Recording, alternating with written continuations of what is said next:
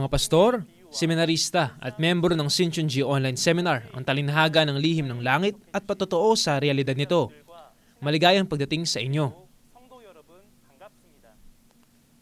Ako si Yu Taegyu na siyang moderator ngayon.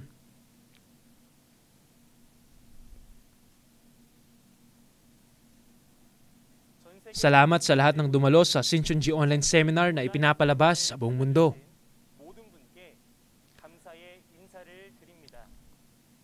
Ang kasalukuyang seminar ay binubuo ng kung ano ang kailangan ninyong malaman upang mapanatili ang bagong tipan na ibinigay ni Jesus sa lahat ng mananampalataya sa buong mundo. Umaasa ako na kayong lahat mula sa iba't ibang panig ng mundo ay magkaroon ng mahalagang oras upang tumanggap ng dakilang biyaya at kaliwanagan. Una, manalangin tayo ng may isang puso at sisimulan ang seminar na ito. Banal at dakilang Amang Diyos, salamat sa paggabay sa amin sa salita ng katotohanan sa pamamagitan ng biyaya ng dakilang Ama. Sinabi ninyo na ang salita ay Diyos at may buhay dito. Pagkaloob ninyo sa amin ang buhay ng aming mga kaluluwa sa pamamagitan ng salita ng buhay sa panahong ito. Ipinadala ninyo ang salita ng katotohanan upang bigyan daan ang buhay at iligtas kami sa kasalanan. Kaya't itanim ninyo ang salita sa larangan ng aming mga puso at gabayan ninyo kami upang makita namin ang pag-asa sa langit. Naniniwala ako na bibigyan ninyo kami ng mga mata para makita, mga tenga para makarinig, at isang puso upang maunawaan ngayon at aakayin kami sa isang oras upang maunawaan ang kalooban ninyo, O Diyos. Idinadalangin ko ang lahat ng mga panalangin ito sa pangalan ni Jesus. Amen. Oo, nais naming ipaalam sa inyo na ang online seminar na ito ay sinagawa sa mahigpit na pagsunod sa mga alituntunin ng quarantine at pagdistansya mula sa ibang tao. Oo, ngayon na ang panahon na para makinig sa pinakamahalagang salita ng buhay. Ang Shincheonji Church ay nagpapatotoo sa maraming bagay sa pamamagitan ng Biblia tungkol sa talinhaga ng lihim ng Kaharian ng Langit. Ang lahat ng mga nilalaman ay makikita na sa video. Kaya mangyaring bigyang pansin ito ng inyong mga mata at tenga. Ngayon, sa Shincheonji Church of Jesus, the Temple of the Tabernacle of the Testimony, hayagang ihahayag ni Instructor Lee Jong-gun ng Simon Tribe ang mga salita na nabuklod sa loob ng 6,000 taon tungkol sa kamatayan at muling pagkabuhay kumpara sa kamatayan. Dahil ang Kristyanismo ay tinatawag na relihiyon ng muling pagkabuhay, ngayon ang panahon upang patotohanan ang mga punto na sinasabi ng Biblia tungkol sa kamatayan at muling pagkabuhay.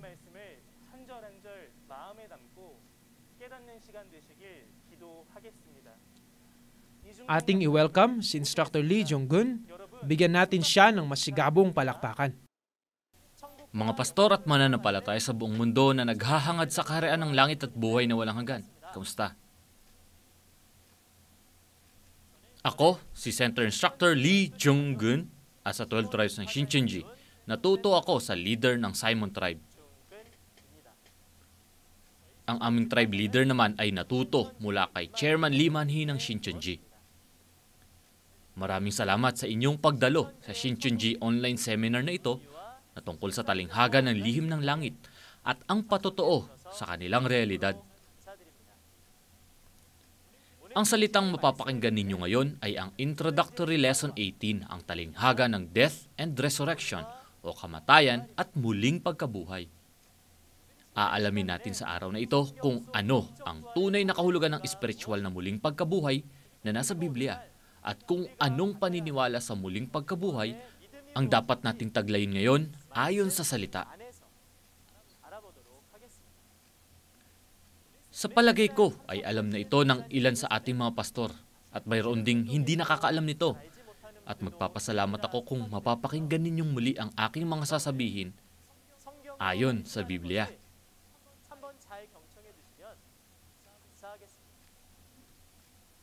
Dalawang klase ang kamatayan at muling pagkabuhay sa Biblia. Ito ay ang pisikal at espiritual. Makikita natin sa John chapter 11 na noong 2,000 taon na ang nakalipas, si Lazarus ay pisikal na namatay, ngunit muli siyang nabuhay sa pamamagitan ni Jesus.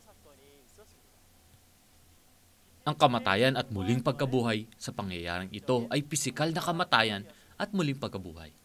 Aalamin natin sa oras na ito ang tungkol sa espiritual na kamatayan at muling pagkabuhay na inihambing sa pisikal na kamatayan at muling pagkabuhay. Ang taong walang pisikal na hininga ng buhay ay mamamatay. At ang lugar kung saan inililibing ang patay ay ang libingan. Ngunit kung ang patay ay nabigyan ng hininga ng buhay at lumabas mula sa libingan, ito ay matatawag nating muling pagkabuhay, hindi ba? Gamit ang pisikal na lohikang ito, aalamin natin ngayon ang espiritual na kahulugan ng talinghaga ng hininga ng buhay, kamatayan, libingan, at muling pagkabuhay. Unahin nating alamin ang mga sagot sa talinghagang mapapakinggan ninyo ngayon. Una, ang tao ay may pisikal na katawan at mayroong espiritu at kaluluwa.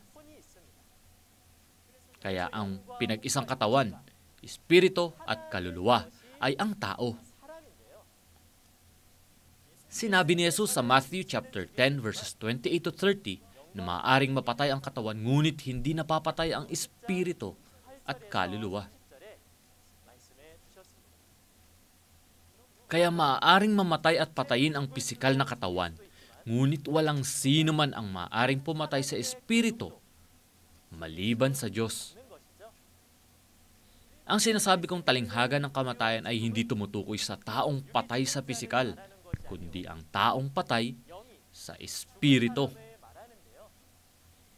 Kapag namatay ang espiritu ng tao, katawan na lamang ito at wala na siyang kabuluhan. Sinabi sa John chapter 6 verse 63 na ang salita ni Jesus ay espiritu at buhay. At sa John chapter 1 verses 1 to 4 naman ay sinabing ang salita sa simula ay ang Diyos, ang ilaw, ang buhay. Kaya ayon sa Biblia, ang taong walang salita ng buhay ay ang taong patay ang espiritu.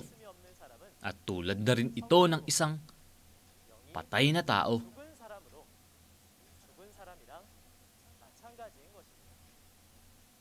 Kaya ang talinghaga ng kamatayan ay tumutukoy sa kalagayan ng walang salita ng buhay. At ang talinghaga ng muling pagkabuhay ay tumutukoy sa muling pagkabuhay ng espiritu sa pamamagitan ng salita ng buhay. Ito ay ang pakikinig sa salita ng buhay na tulad ng hininga ng buhay at paglabas mula sa lugar na tulad ng espiritual na libingan, ang organisasyon ng false truth. Ipapaliwanag ko ng detalyado gamit ang Biblia kung bakit ito ang lumabas na sagot. Basahin natin ang verses para sa talinghagang ito, ang John chapter 5 verse 29. And come out, those who have done good will rise to live, and those who have done evil will rise to be condemned. Salamat sa pagbasa. Ayon sa salitang binasa natin sa John chapter 5 verse 29, sinabi na ang gumawa ng mabuti ay lalabas tungo sa buhay at muling pagkabuhay, at ang gumagawa ng masama ay lalabas tungo sa pagkabuhay na muli sa katulan. Anong uri ng muling pagkabuhay ang gusto ninyong salihan? Oo, syempre gusto ninyong makibahagi sa pagkabuhay muli sa buhay. Kung gayon, ay dapat alam natin kung ano ang mabuti at masamang gawain. Malinaw na pinapatotoo ng Biblia ang tungkol sa mabuti at masama. Umasa ako na sa pamamagitan ng seminar na ito ay magawa ninyong makilala ang mabuti sa masama at maging mga mananampalatayang makikibahagi sa pagkabuhay muli tungo sa buhay.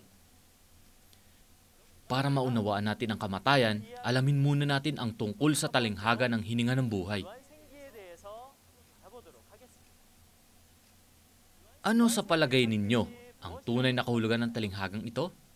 Ang talinghaga ng hininga ng buhay ay tumutukoy sa salita ng buhay. Tingnan natin ang pisikal na katangian ng hininga ng buhay para malaman kung bakit.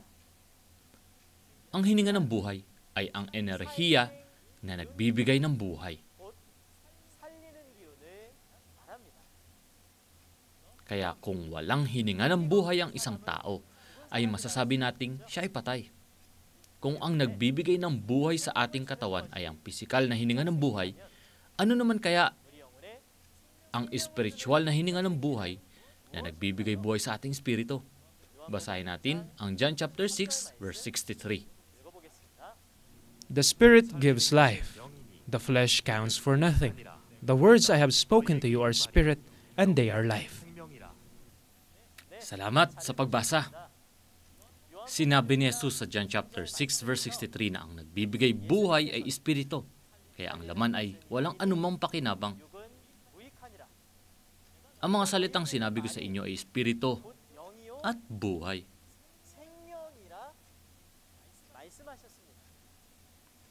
Kaya ang espiritual na hininga ng buhay na nagbibigay buhay sa ating kaluluwa ay ang salita ng buhay ng Diyos. Ang ibig sabihin nito ay sa pamamagitan ng ating pakikinig sa salitang lumalabas sa bibig ni Jesus ay nakakatanggap ng buhay ang ating espiritu. Suriin pa natin ito sa salita ng Biblia. Kung babasahin natin ang Genesis chapter 2 verse 7, sinabi doon na ginawa ng Diyos ang tao mula sa alabok ng lupa at hiningahan siya ng hininga ng buhay at ang tao ay naging buhay na kaluluwa. Kung nilikha ng Diyos ang tao gamit ang aktwal na lupa at hiningahan niya ng pisikal na hininga ng buhay mula sa kanyang ilong, ay dapat sinabing naisilang ang tao, hindi ba?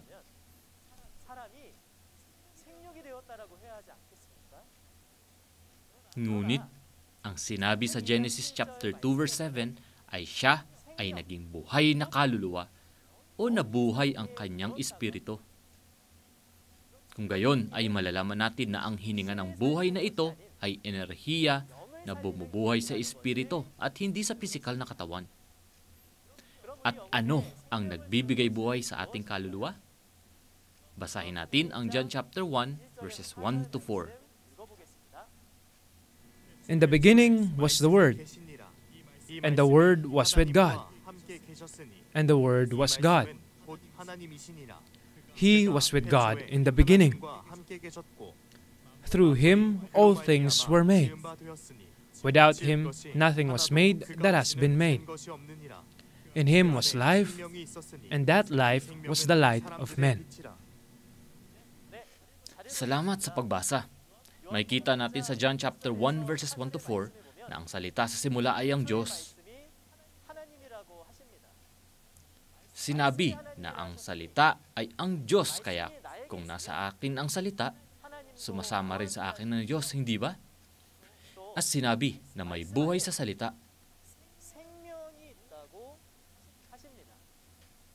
Kung gayon, ay masasabi natin na ang salita ay ang hininga ng buhay na nagbibigay buhay sa ating kaluluwa. Kung paanong ang lahat ng nilikha ay nabibigyan ng buhay sa pamamagitan ng ilaw sa langit, ulan at hangin, tayo naman ay nabibigyan ng buhay sa ating kaluluwa sa pamamagitan ng salitang ibinibigay sa atin ng Diyos. Kung titignan natin ang salita sa John chapter 17 verse 8, ang salitang ito ay natanggap ni Jesus mula sa Diyos noong panahon ng unang pagparito at ito ang kanyang naipangaral, kaya ang salita ni Jesus ang hininga ng buhay na nagbibigay buhay sa mga kaluluwa. Kung gayon, kanino kaya matatanggap ang salita ng hininga ng buhay sa panahon ng ikalawang pagparito? Sa Revelation chapter 10 ay may isang nagtagumpay na nakatanggap at nakakain ng bukas na aklat na binigay sa kanya ng anghel. Ito ay si New John. Kaya sa panahon ng ikalawang pagparito, ang ipinangakong pastor, ang isang nagtagumpay, si New John, na nakatanggap ng bukas na aklat, ang siyang nakatanggap ng salita ng hininga ng buhay. Ang salitang ipinapangaral niya ang hininga ng buhay na nagbibigay buhay sa ating kaluluwa. 2,000 taon na ang nakalipas, nakatanggap ng espiritual na hininga ng buhay ang mga disipulo ni Jesus mula sa salitang lumalabas sa kanyang bibig at nabuhay ang kanilang mga kaluluwa. Umasa ako na tulad nito, matatanggap din ninyo ang espiritual na hininga ng buhay at makasama ang Diyos sa pamamagitan ng online seminar na ito. 영적인 하나님의 생기 받으시고 하나님과 함께 하시길 바라겠습니다. 그럼 두 번째로 At ang pangalawa, alamin natin ang tungkol sa espiritual na kamatayan na inihambing sa pisikal na kamatayan. Ang pisikal na kamatayan ay tumutukoy sa taong namatay dahil wala na siyang pisikal na hininga ng buhay. Sa Korea ay may kasabihang hindi nagsasalita ang patay. Kung tinanong natin ang isang patay kung ano ang kanyang pag-asa, ay masasagot kaya ito ng patay? Siyempre hindi. 대답할 수 있겠습니까? Ang patay ay hindi nagsasalita. 죽은 자는 말만 At hindi lang yun. Wala na rin siyang pakiramdam sa katawan at walang anumang pag-asa. Tulad nito, ang taong patay ang espiritu ay walang pakiramdam at walang pag-asa sa kanyang puso. 없을 겁니다. Kung gayon, ano kaya ang kahulugan ng talinghaga ng kamatayan? Ang talinghaga ng kamatayan ay tumutukoy sa kalagayang walang salita ng buhay. 없는 상태라 하겠습니다. Ang taong walang pisikal na hininga ng buhay ay tinatawag na patay. 죽은 자라 하되 영적인 생기 Tulad nito, 곧 말씀이 kahit buhay ang katawan ng taong walang espiritual na hininga ng buhay o salita, ang espiritu ng taong ito ay para na ring patay. Suriin natin ito sa Biblia. 확인해 보겠습니다. Basahin natin ang Genesis chapter 2 verse 17. 읽어보겠습니다. But you must not eat from the tree of the knowledge of good and evil. For when you eat it, you will surely die. Salamat sa pagbasa. Ito ang pangako ng Diyos kay Adan. Sinabi niya na malaya siyang makakakain mula sa lahat ng punong kahoy sa halamanan, subalit mula sa punong kahoy ng pagkakakilala ng mabuti at masama ay huwag siyang kakain, sapagkat sa araw na siya ay kumain nito ay tiyak siyang mamamatay. Ngunit kung titignan natin ang salita sa Genesis chapter 3 verses 1 to 6, kinain ni Eva ang bunga ng mabuti at masama dahil sa panlilinlang ng ahas, at si Adan din ay nakakain ng bunga ng mabuti at masama dahil sa panlilinlang naman ni Eva. Sinabi ng Diyos na kapag kumain ng bunga ng mabuti at masama ay tiyak silang mamamatay. Ngunit si Adan ay hindi namatay at nabuhay pa ng napakahabang 930 taon. Malinaw na sinabi ng Diyos na tiyak silang mamamatay sa araw na kainin nila ang bunga ng mabuti at masama. Ngunit nabuhay si Adan hanggang sa edad na 630. Ano kaya ang nangyari dito? Nakatala sa salitang nasa Ezekiel chapter 18 verse 47, ang kaluluwa ng nagkasala ay mamamatay. 기록되어 있습니다. Nilabag ni Adan ang kanyang tipan sa Diyos, kaya siya ay naging kaluluwang nagkasala at namatay ang kanyang kaluluwa, hindi ba? Si Adan ay isang buhay na espiritu na nilikha gamit ang hininga ng buhay ng Diyos, at maaari sana siyang mabuhay ng walang hanggan. Ngunit sinira niya ang tipan sa Diyos at kinain niya ang bunga ng mabuti at masama. Siya ay nagkasala, kaya namatay ang kanyang espiritu.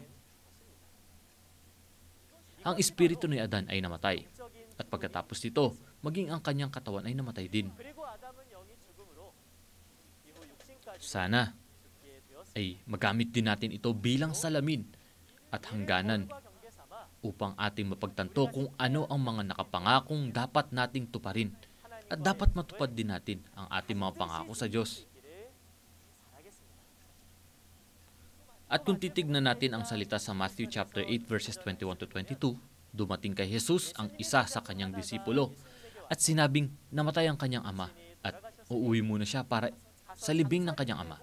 Pero sinabi ni Jesus na hayaan mong ang mga patay ang maglibing sa sarili nilang patay at sumunod ka sa akin. 너는 나를 쫓으라고 말씀하십니다. Ngunit, paano maililibing ng patay ang isang patay? 죽은 자를 장사할 Kung gayon, sino ang sinabing patay at sino naman ang patay na maglilibing? Ang mga Israelita noon ay buhay ang katawan, ngunit wala silang espiritual na salita ng hininga ng buhay. Kaya patay ang kanilang mga kaluluwa. Kaya ang ibig sabihin ni Jesus ay hayaan na lang ang mga patay ang kaluluwa ang maglibing sa ama ng kanyang disipulo. Maaring mali ang intindi natin sa salitang ito at iniisip nating ignoranting tao si Jesus na walang habag at hindi man lang pinayagan ang kanyang disipulo na mailibing ang ama nito. Ngunit, sana malaman ninyo ang puso ni Jesus. Punong-puno ang Israel ng mga taong patay ang espiritu at nag-alala si Jesus na pakikinggan ng kanyang disipulo ang kanilang mga salita at mamamatay din ang kanyang espiritu. Kung hindi natin alam ang talinghaga, pwede tayong magkamali ng ganito sa ating pag-unawa sa Biblia. Para sa ating mga pastor at mananampalatayang nakikinig sa salitang ito, taos-puso akong umaasa na lubos nating maunawaan ang talinghaga sa seminar na ito at maintindihan nating mabuti ang puso ng Diyos at ni Jesus. Ibubud ko ang tungkol sa talinghaga ng kamatayan.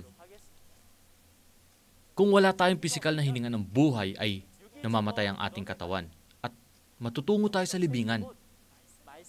Tulad nito, kung wala tayong espiritual na hininga ng buhay o salita, ang espiritong yon ay patungo sa kamatayan, sa espiritual na libingan. At sa salitang nasa Mark chapter 12 verse 27, sinabi na ang Diyos ay hindi Diyos ng mga patay, kundi ng mga buhay. Kaya ang mga patay sa espiritu ay hindi matatawag ng mga tao ng Diyos at hindi rin sila makapasok sa kaharian ng langit.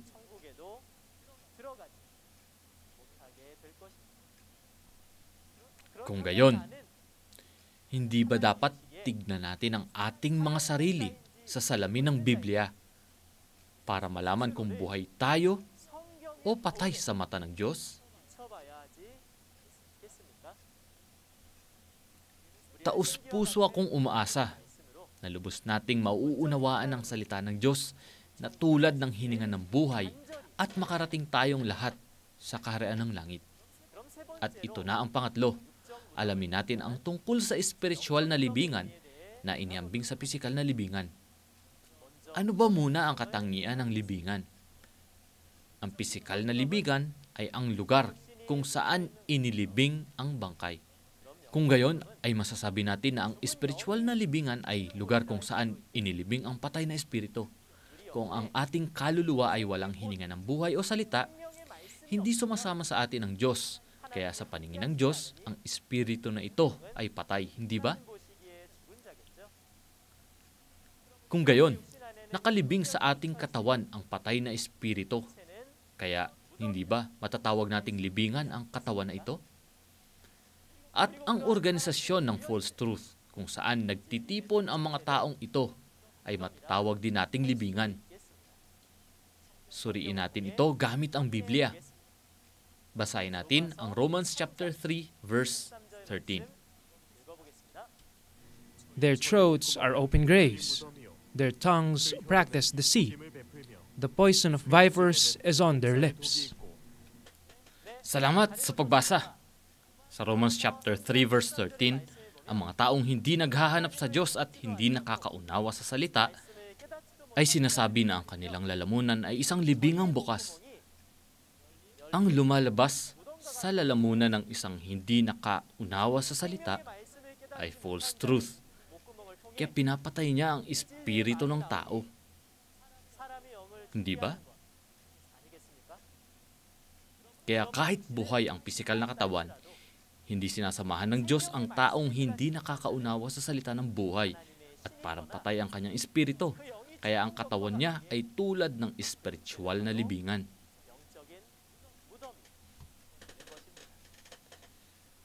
Para hindi maging libingan ang ating mga katawan, ay kailangan matanggap ng ating espiritu ang salita ng Diyos at tayo'y maging mga buhay na espiritu. Kung ang katawang naglalaman ng espiritong patay dahil nilayasan ito ng espiritu ng Diyos ay ang espiritual na libingan, ang lugar kung saan nagtitipon ang mga taong patay ang espiritu ay matatawag din nating libingan, hindi ba? Basahin natin ang Matthew chapter 23 verse 27. 읽어보겠습니다. Woe to you, teachers of the law and Pharisees, you hypocrites! You are like whitewashed tombs, which look beautiful on the outside, but on the inside are full of dead men's bones and everything unclean. Salamat sa pagbasa. Sa Matthew chapter 23, 7 beses na isinigaw ni Jesus na kahabag-habag ang mga eskriba at pariseyong mapagkunwari at tinawag silang mga pinaputing libingan. Ang mga eskriba at pariseyo ay huwad na pastor na sinasamahan ng dyablo at sa loob nila ay walang espiritual na hininga ng buhay. Wala silang salita ng Diyos. 하나님의 말씀은 없었습니다. At ang mga Hudyo noong panahon ng First Coming na tinuruan at inalagaan ng mga eskriba at pariseyo gamit ang false truth ni Satanas ay mga espiritual na patay. 죽어 있는 것입니다. Sa Luke chapter 11 verse 44 din, ang mga pariseyo ay tinawag na mga libigang walang palatandaan. 말씀하셨습니다. Sa Matthew chapter 23 verse 33, sinabi ni Jesus na ang mga eskriba at pariseyo ay mga ahas at lahi ng ulupong. Kaya masasabi natin na ang mga eskriba at pariseyo ang mga aktual na katauhan ng libingan na pumapatay sa mga espiritu ng chosen people noong panahon ng First Coming gamit ang mga salita ng false truth na tulad ng lason. 무덤에 실체화할 수 있겠습니다. Sa panlabas ay nagsasabi silang naniniwala sila sa Diyos. Sila ay nagdarasal at sumasamba at mukha silang simbahan na sinasamahan ng Diyos. Ngunit kung wala sa loob ang salita ng buhay ng Diyos at ang lumalabas dito ay false truth, malalaman natin ang katotohanan na tulad ito ng espiritual na libingan na punong-puno ng mga espiritong patay. Kaya dapat alam natin kung ang lugar na kinabibilangan natin ay mayroong salita ng buhay o wala. Hindi ba?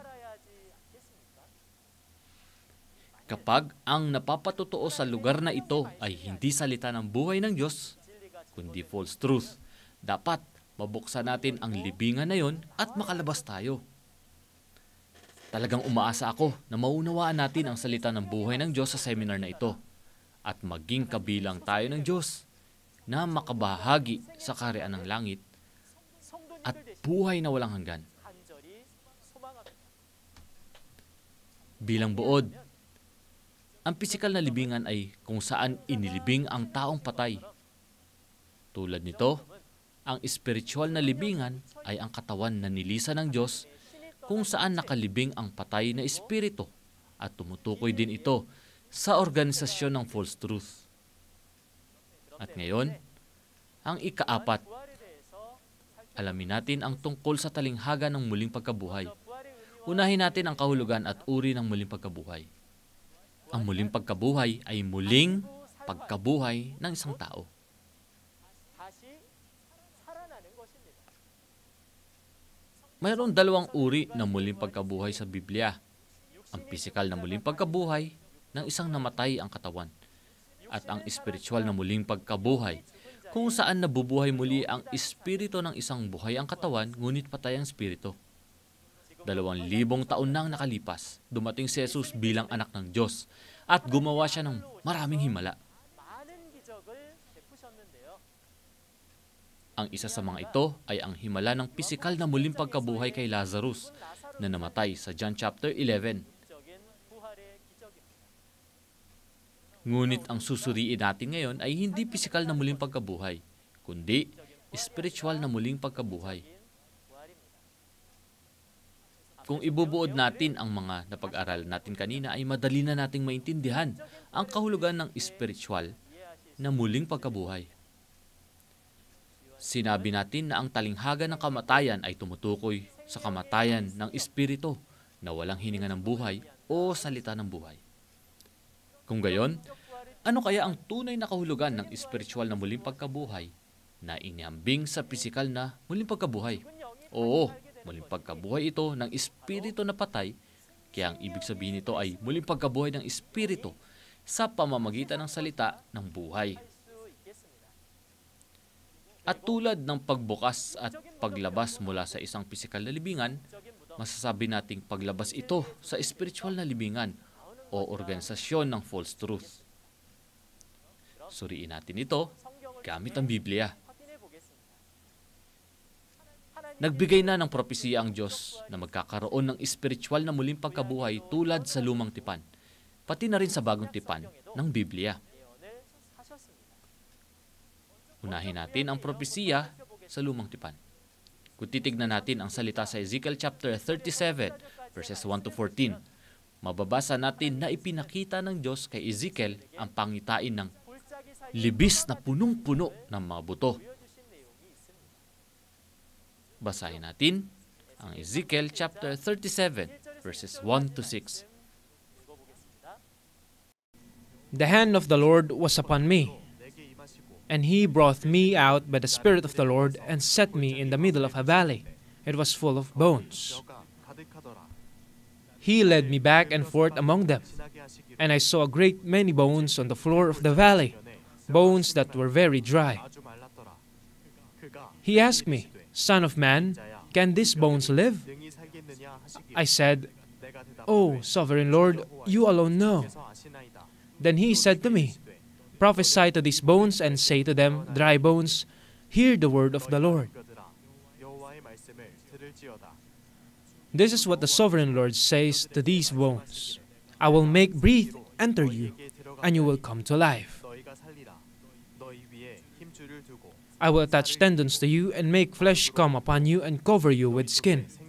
I will put breath in you, and you will come to life. Then you will know that I am the Lord. Salamat sa pagbasa. Ang salitang nasa Ezekiel chapter 37 ay salita ng propesiyang naitala sa pamamagitan ng propetang si Ezekiel mga 2,600 taon na ang nakalipas. At matutupad ito pagkalipas ng humigit kumulang 600 taon sa panahon ng first coming ni Jesus.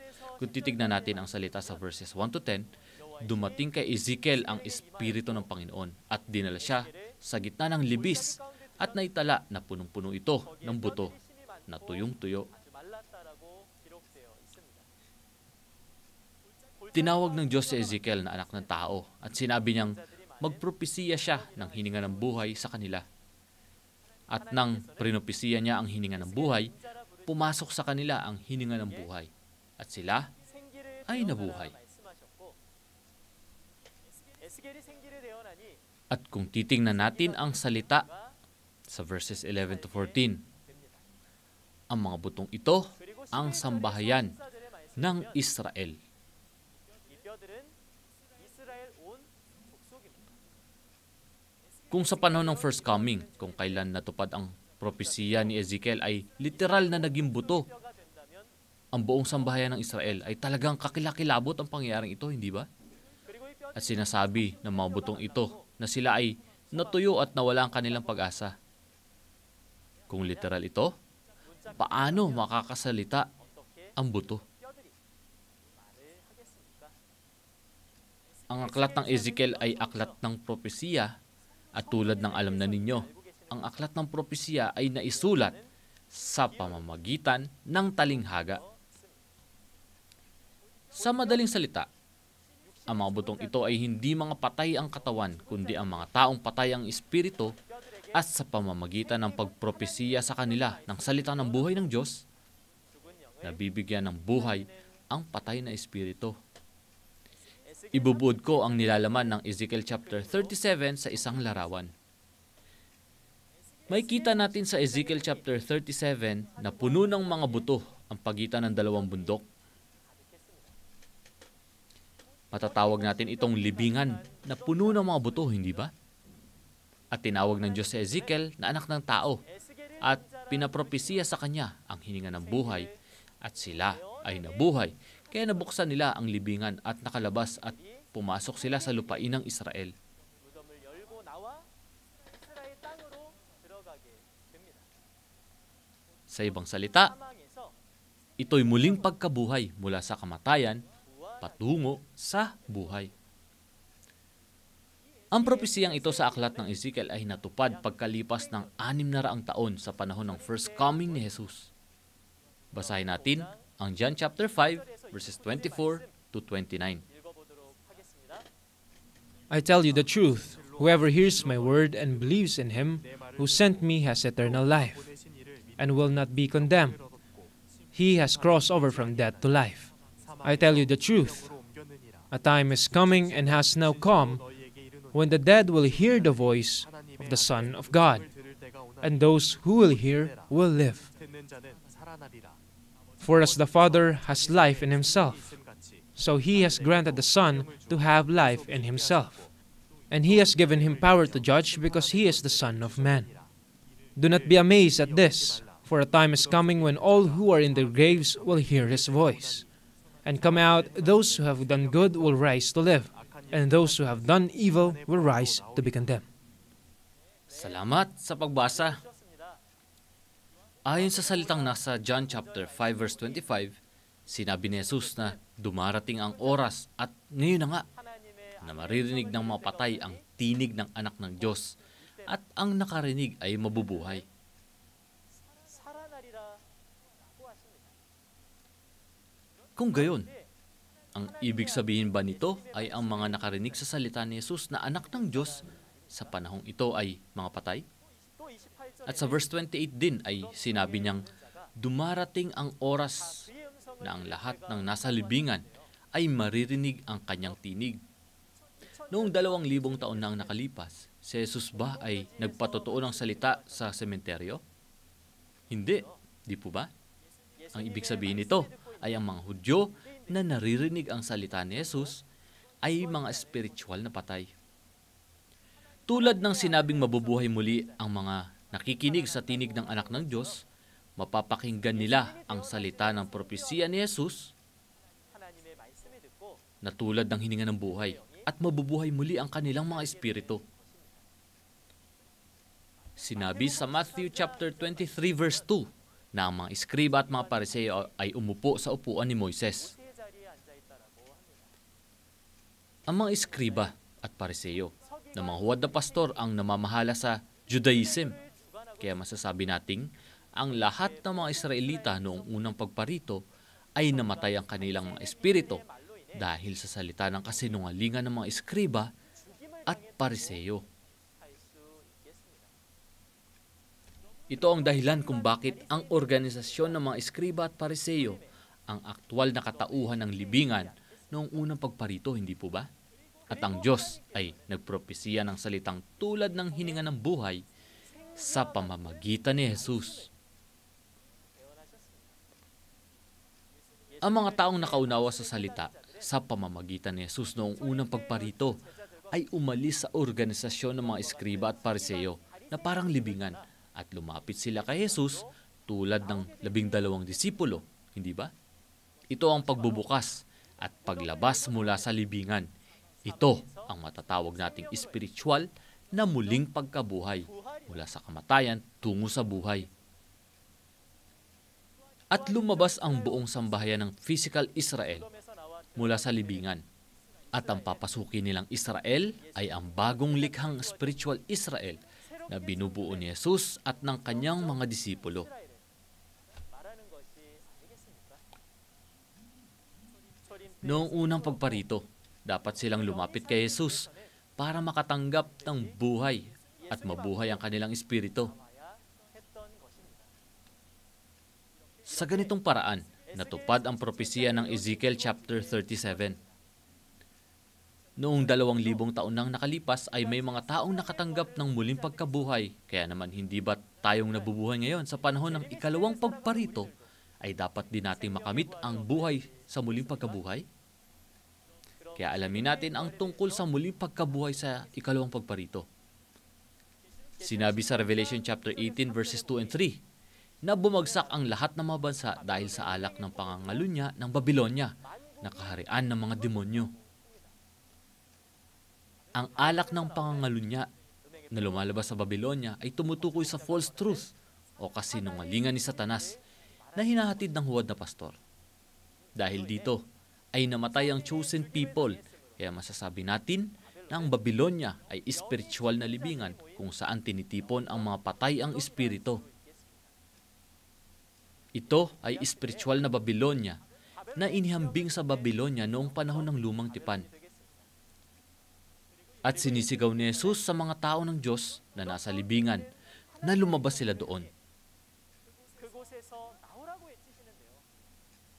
Basahin natin ang Revelation chapter 18, verse 4. 하겠습니다. Then I heard another voice from heaven say, "Come out of her, my people, so that you will not share in her sins, so that you will not receive any of her plagues." Salamat sa pagbasa.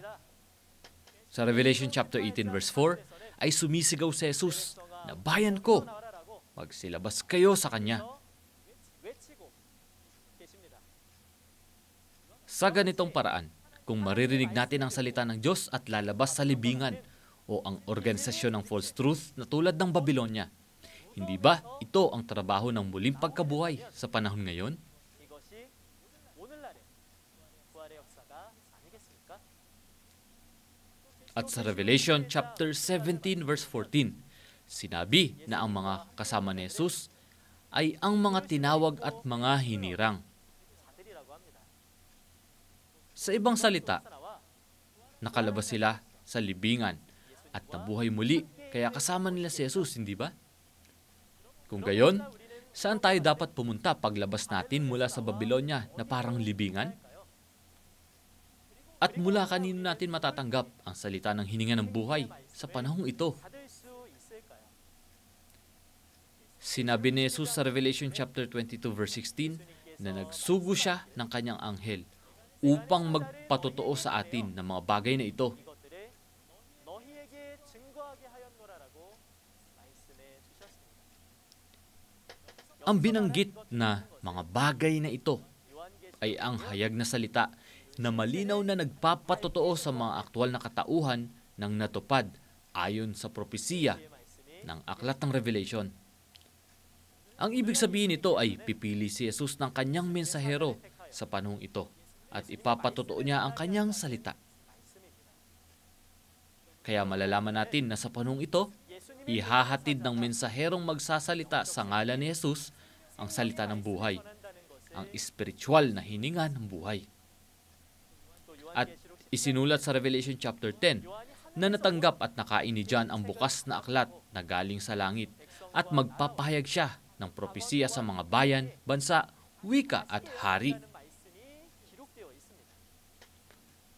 Ang John na nandito ay taong inihambing din. Hindi ito tumutukoy kay Apostle John na nagsulat ng aklat ng Revelation, kundi ang pastor na lilitaw sa panahon ngayon kung kailan matutupad ang propesiyang ito.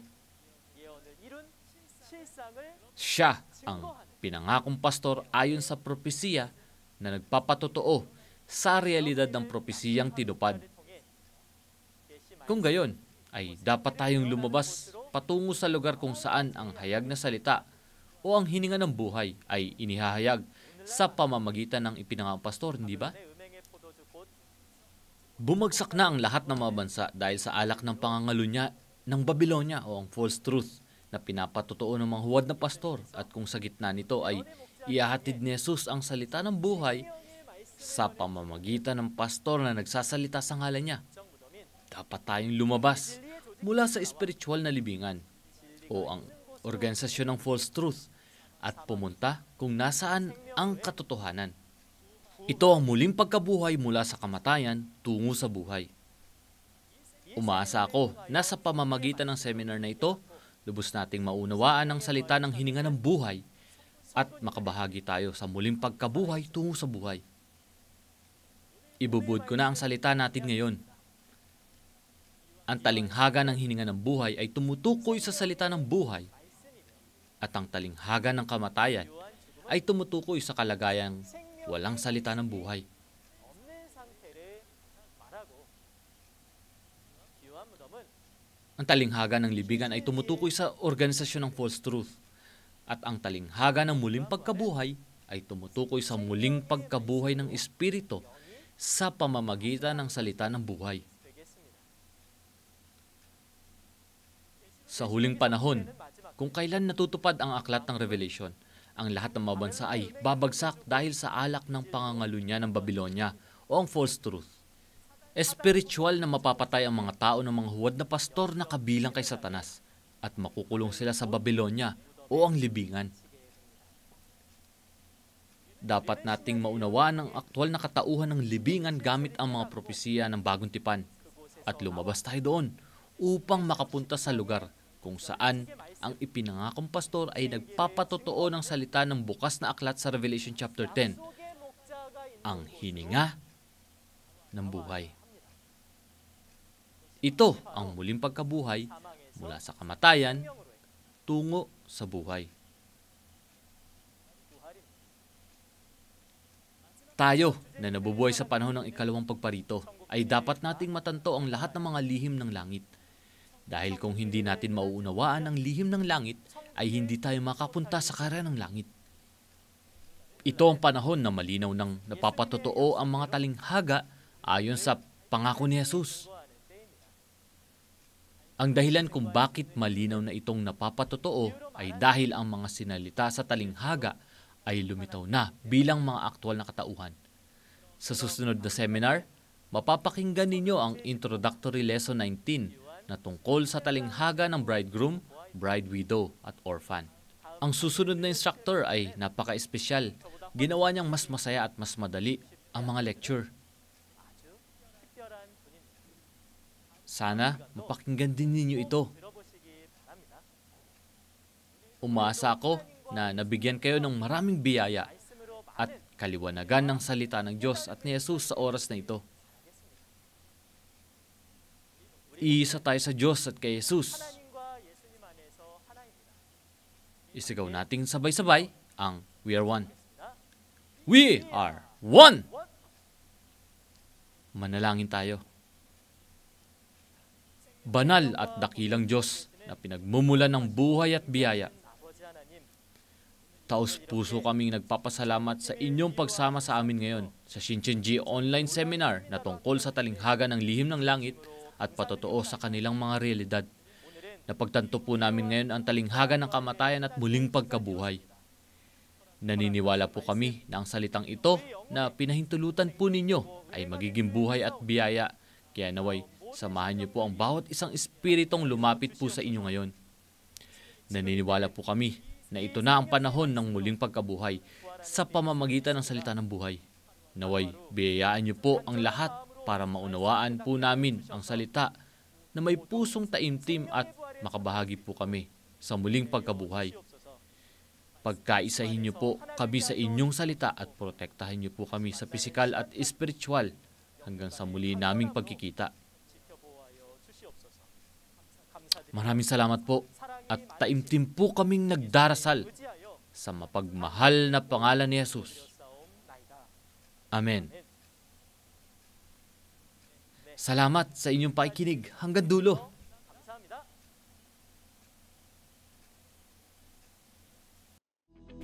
Sa ating pananampalataya, gusto nating hintayin at salubungin si Jesus, ang kasintahang lalaki. Ngunit bakit nga ba sinabi ni Jesus na siya ang lalaking ikakasal? At alam mo ba kung sino ang bride ni Jesus? Sinabi niya na ang kaharian ng langit ay isang piging sa kasalan at ito ay isang talinghaga.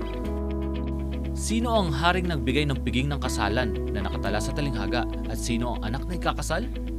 Magagawa mong dumalo sa piging ng kasalan kung alam mo ang eksaktong oras, lugar at tanda ng makalangit na piging ng kasal. Oo, tulad na makikita mo sa video, sa susunod, isang seminar ang gaganapin, ang Introductory Lesson 19 na tungkol sa talinghaga ng bridegroom, bride, widow at orphan. Kapareho ng oras ngayon sa ganap ng 1:10 ng umaga. Kaya't ikaw at ako ay pumasok sa inaasam na langit sa pamamagitan ng pagdalo. Ang talinghaga ng lihim ng langit at patotoo sa kanilang mga realidad, ang online na seminar ng Shincheonji ay sabay-sabay na binobroadcast sa 24 na wika sa buong mundo sa pamamagitan ng opisyal na channel sa YouTube ng Shincheonji. Ang Revelation Seminar na ginanap hanggang noong nakaraang Disyembre ay nagpapakita na ng maraming interes mula sa maraming pastor at seminaryo sa buong mundo at pinagkakaisa sa pamamagitan ng pagpirma ng MOU sa Shincheonji Church of Jesus. Ang ating Shincheonji Church of Jesus ay bukas para sa lahat ng mga nananabik sa salita. Bilang karagdagan sa mensaheng narinig mo ngayon, Kung meron ka pang higit pang mga katanungan tungkol sa Shincheonji Church at sa doktrina nito, mangyaring makipag-ugnayan sa kinatawan ng numero ng bawat tribe na ipinapakita sa screen. 번호로 문의하시기 바랍니다. Gagabayan ka namin ng detalyado at mabuti. 안내해드리도록 하겠습니다. Ngayon, tatapusin natin ang ating mga proseso sa pamamagitan ng pagsama-samang pagdarasal ng panalangin ng Panginoon. 하늘에 계신 Our Father who art in heaven, 이름이 hallowed be your name. 받으시오며 Your kingdom come, 없으며 your will be done on earth 하늘에서 이룬 것 같이 as it is in heaven. 이루어지이다. 오늘날 Give us today our daily bread, 양식을 주옵시고 and forgive us our debts, 죄 지은 자를 사하여 준 것 같이 as we also have forgiven our 사하여 debtors. 주옵시고 And lead us not into 시험에 temptation, 들게 하지 마옵시고 but deliver us from the evil one. 구하옵소서. For yours is the kingdom, the power, and the glory, forever and ever.